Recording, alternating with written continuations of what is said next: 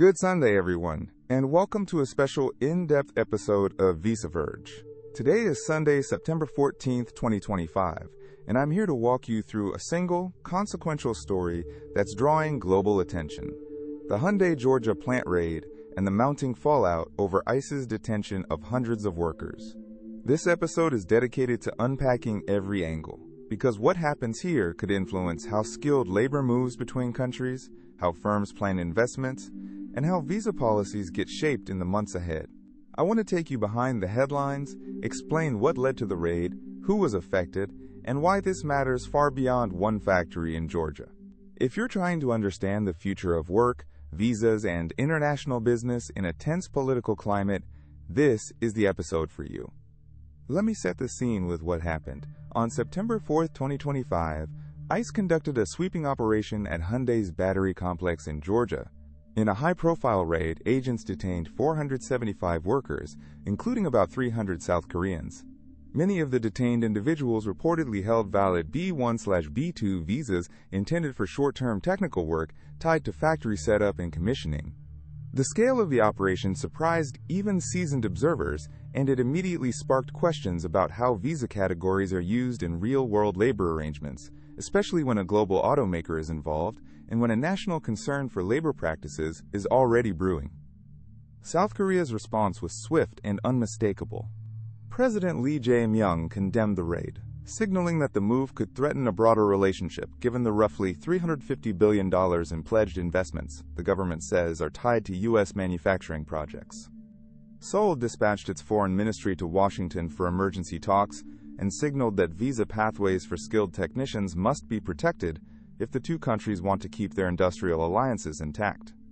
Officials in Seoul framed this not as a question of enforcing law in isolation, but as a test of whether the U.S. will provide a workable, credible visa toolkit for short-term technical workers who help install and scale complex manufacturing operations. The business community in South Korea weighed in as well. Leaders in industries from automotives to semiconductors expressed concern about disruptions to supply chains and the potential chilling effects on future investments. The moment also touched nerves about the integrity of visa programs used by multinational companies to move specialists quickly for critical projects. In Washington, ICE emphasized that the operation was the result of a months-long investigation into labor practices, suggesting this was not a targeted move against a single company, but part of ongoing enforcement. Yet the optics, dozens of foreign nationals detained at a flagship U.S. manufacturing site, have been hard to overlook for policymakers and investors watching from Seoul to Silicon Valley. So what does this mean going forward? First, there's the immediate leverage point: visa policy.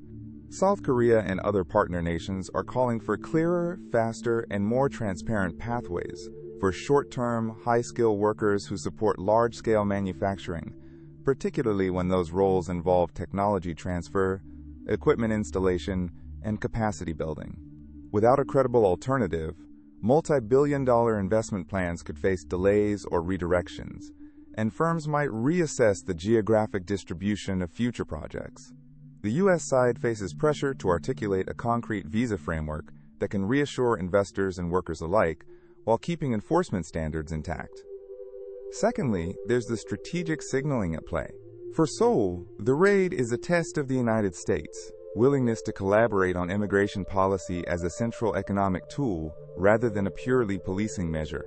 For U.S. policymakers, the challenge is balancing tough labor enforcement with the practical needs of a modern, globalized supply chain.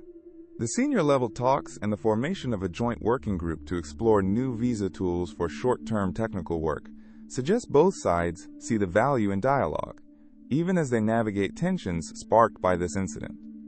And then there's the human element. Hundreds of workers, many of them foreign nationals far from home, navigated a sudden disruption to their lives and livelihoods. The consequences ripple through families, local communities, and the companies that rely on their expertise. Analysts will be watching not just the legal fallout, but how worker protections, due process, and visa integrity are upheld in a polarized political environment. Critics warn that if this episode hardens into a broader visa crackdown, it could hamper talent mobility needed for advanced manufacturing in the United States. In the end, the Hyundai Georgia plant raid is more than a standalone incident. It's a stress test for the U.S.-South Korea alliance, a case study in how immigration policy intersects with foreign investment, and a glimpse into the complex choreography of global production networks. Listeners should care, because the outcome will shape how companies plan future projects, how governments negotiate tech worker mobility, and how workers on the ground experience immigration enforcement in a highly visible, high-stakes environment.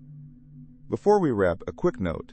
This episode is part of our ongoing coverage on visaverge.com, where we'll continue tracking policy developments, official responses, and the real-world impact on workers and families involved in this dispute.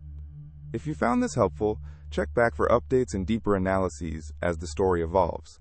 Thanks for listening, and I'll be back with more context, timelines, and expert perspectives on what comes next in this important immigration moment.